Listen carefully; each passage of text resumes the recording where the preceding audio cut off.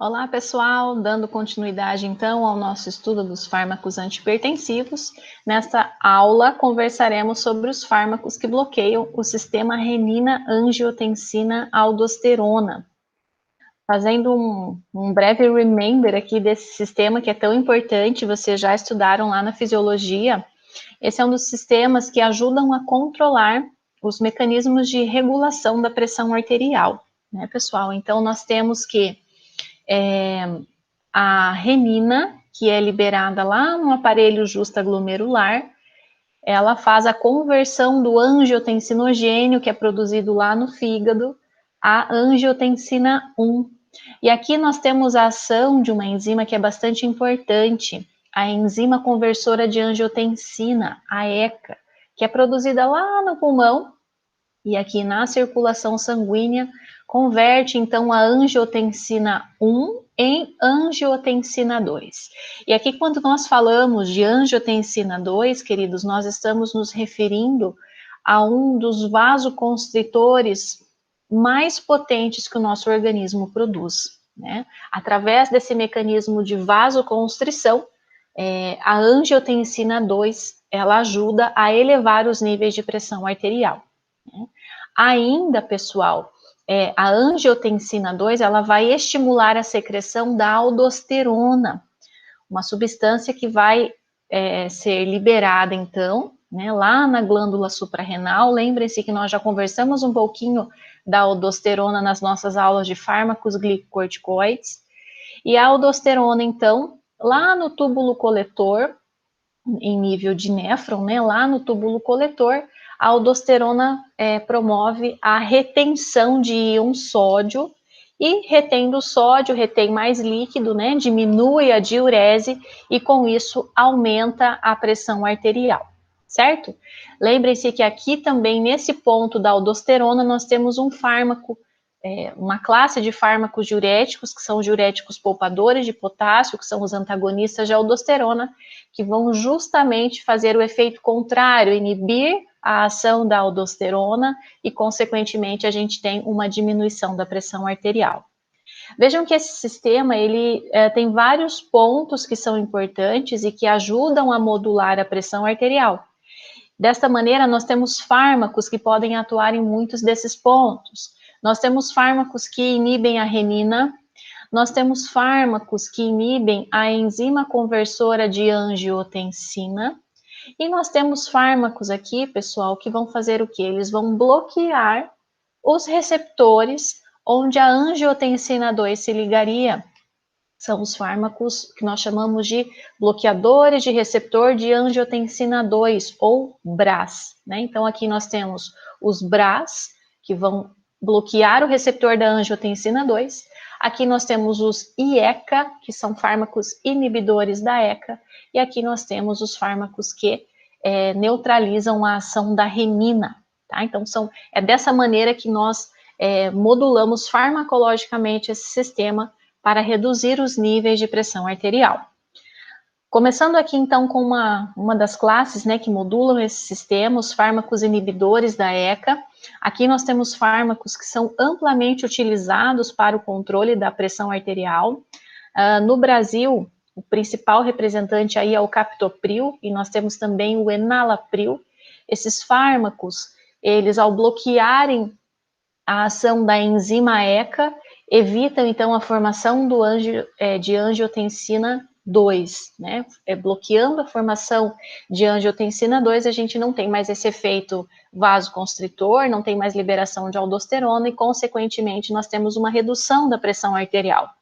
Esses fármacos, eles podem ser administrados desde doses mais baixas até doses mais elevadas, de 1 a 2 vezes ao dia, vai depender da condição clínica do paciente.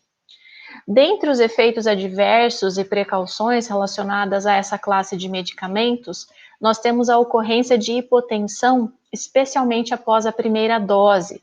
Quando vocês forem orientar o paciente de vocês a começar a utilizar um fármaco inibidor da ECA, vocês devem orientá-lo que a primeira tomada pode provocar essa hipotensão, então ela pode ser feita aí no período da noite, ou ainda orientar o paciente para que passe um tempo, né, mais sentado ou deitado para evitar quedas e possíveis acidentes.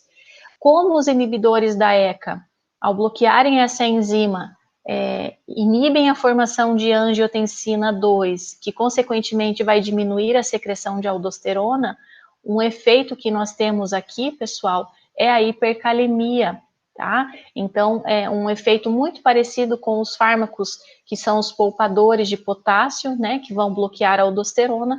O mesmo acontece aqui com os inibidores da ECA de uma forma indireta. Então, nosso paciente ele tem níveis elevados de potássio. E um efeito adverso bastante comum dessa classe é tosse seca persistente. E essa tosse seca ocorre justamente pelo mecanismo de ação destes fármacos. A ECA, ela faz a conversão de angiotensina 1 a angiotensina 2, mas a ECA também, pessoal, ela faz o metabolismo da bradicinina, uma substância que está presente também lá no pulmão, e a bradicinina, ela é quebrada pela ECA. Como o antihipertensivo ele bloqueia a ECA, não tem mais a enzima para fazer a quebra da bradicinina, nós temos níveis elevados de bradicinina, e por mecanismos de sensibilização nervosa, a bradicinina, ela estimula reflexos de tosse. Então, o paciente, ele apresenta uma tosse seca que é persistente, que é um efeito adverso comum dessa classe e que, por muitas vezes, leva a uma baixa adesão ao tratamento farmacológico, porque, vejam, antes de tomar o medicamento, o paciente, né, hipertenso, muitas vezes assintomático, muitas vezes não tem conscientização de que tem uma doença crônica que precisa ser controlada, e o que o paciente pensa?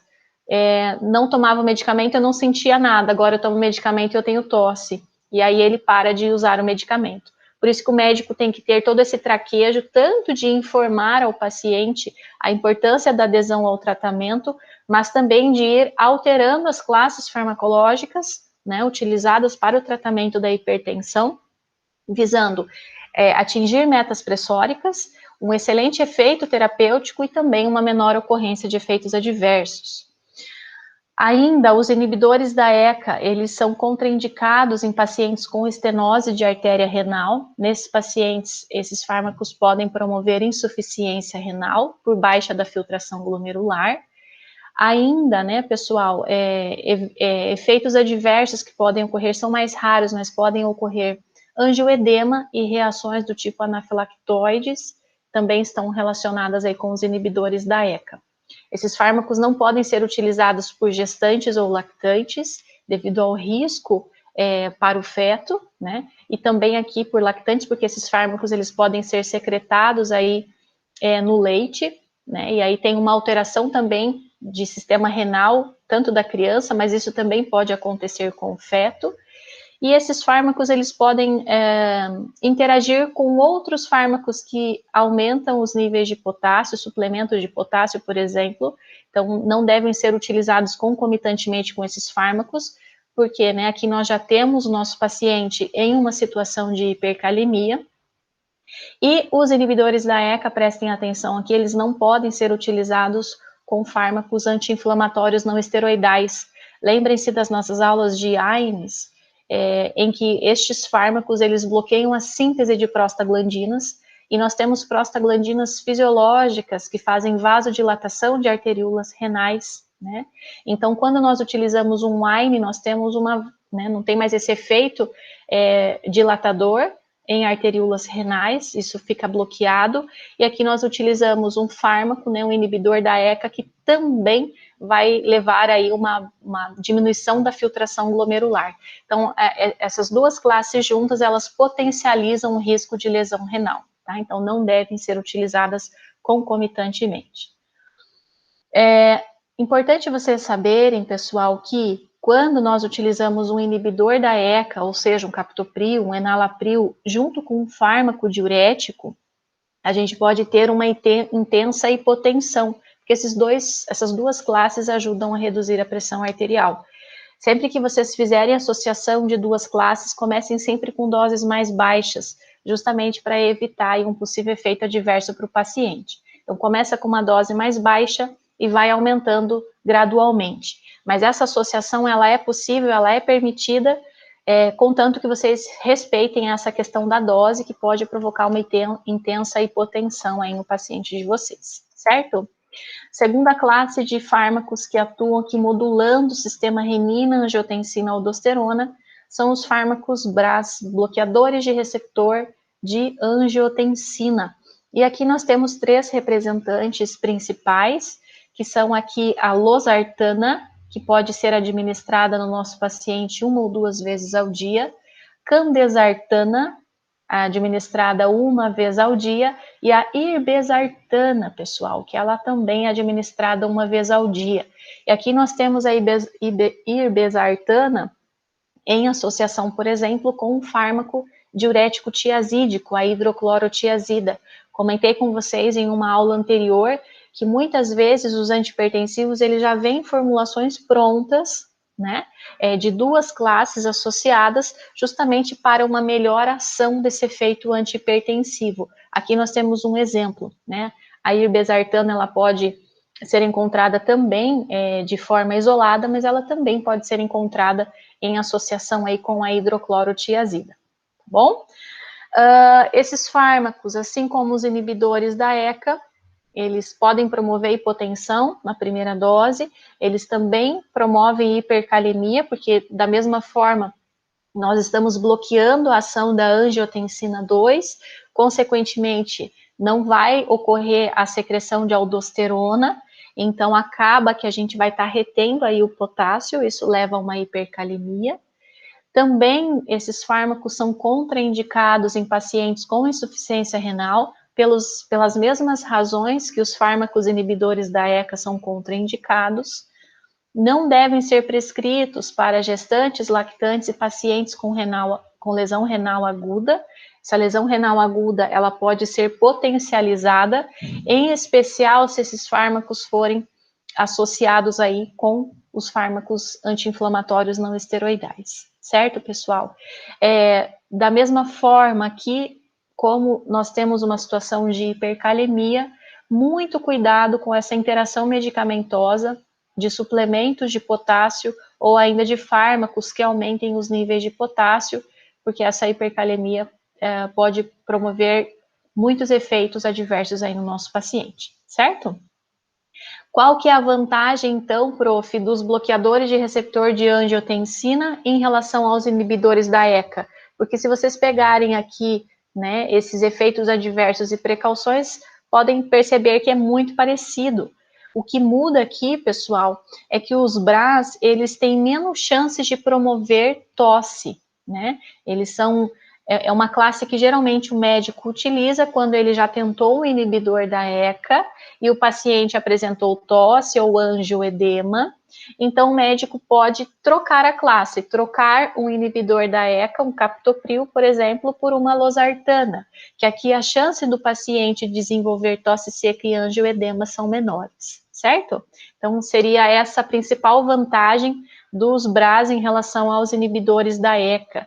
Esses fármacos têm um custo um pouquinho mais elevado que os inibidores da ECA, por isso que geralmente nós começamos com o inibidor da ECA, que também funciona, um fármaco que funciona muito bem. Se o paciente apresenta aí efeitos adversos como tosse seca ou angioedema, aí pode ser feita a substituição para um BRA ou ainda por uma outra classe farmacológica, né? O que não poderia fazer, por exemplo, é trocar aqui o nosso paciente apresentou tosse seca ou angioedema, e aí eu vou trocar o captopril pelo enalapril, é a mesma classe, o paciente vai apresentar os mesmos efeitos adversos. Aqui nós temos também o lisinopril, que é um outro inibidor da ECA, vai apresentar aí os mesmos efeitos adversos, certo? Para fechar, pessoal, queria comentar com vocês um pouquinho sobre uma outra classe que também modula o sistema renina-angiotensina-aldosterona, são os fármacos inibidores da renina. Vamos voltar aqui no esquema para mostrar para vocês. Olha, esses fármacos inibidores da renina, eles vão atuar nesse ponto. Eles inibem a renina. Se inibem a renina, não vai ter a conversão do angiotensinogênio para angiotensina 1, então bloqueia toda a cascata daqui para baixo, certo? Então, eles também têm esse efeito aí na modulação do sistema renina-angiotensina-aldosterona. O principal representante dessa classe é o alisquireno, né? Tomadas diárias. Esse fármaco ele não deve ser utilizado em associação com o inibidor da ECA ou com o fármaco BRA, né? Não faz muito sentido, nós já estamos bloqueando a via lá em cima, então não faz esse tipo de associação. Assim como não fazemos associação inibidor da ECA e BRA, né? Porque estamos atuando ali na mesma cascata. Dentre os efeitos adversos desses fármacos, nós temos aí a ocorrência de diarreia e angioedema. Esses pacientes também podem apresentar tosse seca. E aqui, talvez um dos maiores problemas relacionados com o alisquireno é que esse fármaco ele é biotransformado pelo citocromo P450, pela CYP3A4, né? Relembrando lá as nossas aulas de farmacocinética, CYP3A4 é a enzima que metaboliza a maior parte dos fármacos, né? Então, quando nós temos fármacos que são metabolizados por essa enzima, esses fármacos eles têm uma grande chance de interagir com outros medicamentos, seja acelerando, né, induzindo a metabolização desses fármacos ou inibindo a metabolização desses fármacos. Com isso tem efeitos adversos, interações medicamentosas, risco de desenvolvimento de efeitos tóxicos ou ainda perda de eficácia terapêutica. Então, por isso, esses fármacos já têm aí uma certa limitação de uso. Também não devem ser prescritos para gestantes ou lactantes, tá bem, pessoal? Essa classe de medicamento é pouco utilizada para o tratamento da hipertensão arterial sistêmica. Os inibidores da ECA e os BRAs, eles são mais efetivos, têm um custo muito mais baixo, isso também já ajuda, né, a fazer com que esses fármacos sejam primeira escolha em relação a essa classe, mas nós podemos associar aqui um inibidor de renina para aqueles pacientes que têm um risco cardiovascular muito alto, porque nós estamos bloqueando a cascata num ponto bem acima, tá? Então fica ainda como uma carta na manga para tratar a hipertensão desses pacientes com risco cardiovascular muito alto, tá bem? Bom, então essa foi a nossa aulinha aí de introdução sobre os fármacos que atuam no sistema renina-angiotensina-aldosterona para fazer a modulação da pressão arterial. Observem que nós estamos conversando sobre muitos fármacos, que muitos têm essa ação antihipertensiva, mas que vocês têm que conhecer as particularidades de cada um desses fármacos para fazer depois uma prescrição bastante racional e individualizada para o paciente. Se vocês conhecerem o passo a passo, né, começo com esse fármaco, acrescento esse, se esse não der certo eu troco para esse, posso acrescentar essa terceira classe, isso vai ajudá-los muito na instituição do protocolo terapêutico para o paciente de vocês. Lembrem-se sempre, escolher um fármaco que tenha uma excelente ação terapêutica, um fármaco que tenha poucos efeitos adversos e que tenha um custo baixo aí para o nosso paciente, tudo isso vai ajudar na adesão ao tratamento do nosso paciente hipertenso. Então, pessoal, na nossa próxima aula nós conversaremos sobre os fármacos que atuam no sistema simpático para modular a pressão arterial e também sobre os fármacos bloqueadores de canais de cálcio, que ao bloquear esses canais, esses fármacos também aí vão promover uma diminuição da pressão arterial. Então, nos vemos na próxima aula. Tchau, tchau!